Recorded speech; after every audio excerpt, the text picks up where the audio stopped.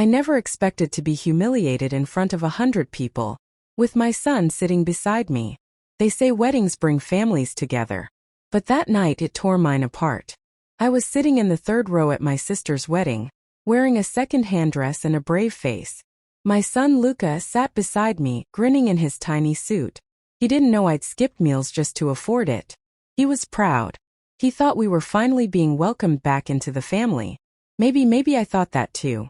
Vivian, my younger sister, floated through the evening like a Hollywood bride. Perfect hair, perfect smile, everyone obsessed with her. She's always been the star. I was the cautionary tale, the single mom, the one who wasted potential. Still I clapped. I smiled.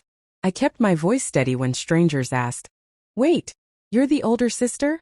And then came the speeches. Vivian took the mic, lifted her champagne glass and smiled at me. I smiled back. "For those who don't know," she said sweetly, "my big sister is a true role model. A single mom.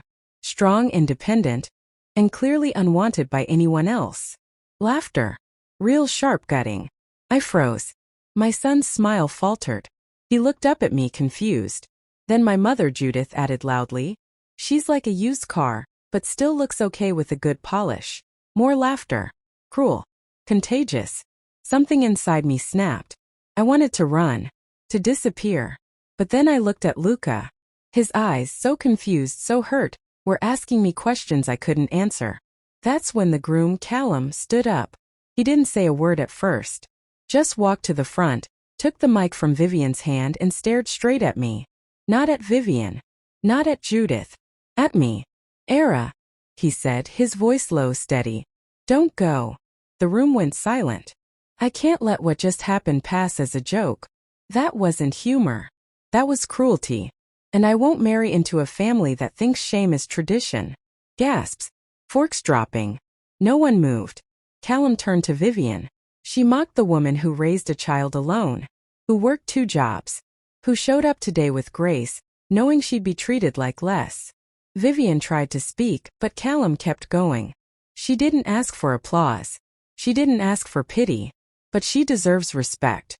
And if this is the family I'm supposed to join, maybe I need to walk away. And then, he did. Just like that. He left her. At her own wedding. I stood there stunned. Luca's hand in mine. The room frozen. For once no one laughed.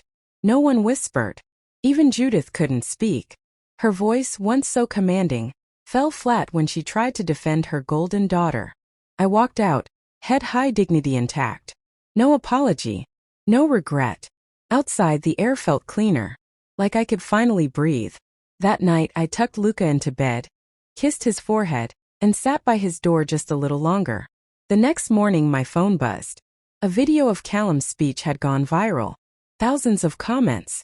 Strangers calling me brave. A single mom finally getting her moment. A few days later, a bouquet of wildflowers arrived at my door. No note, just a card that said, "To the lioness." I didn't need to ask who it was from. Vivian's wedding didn't happen.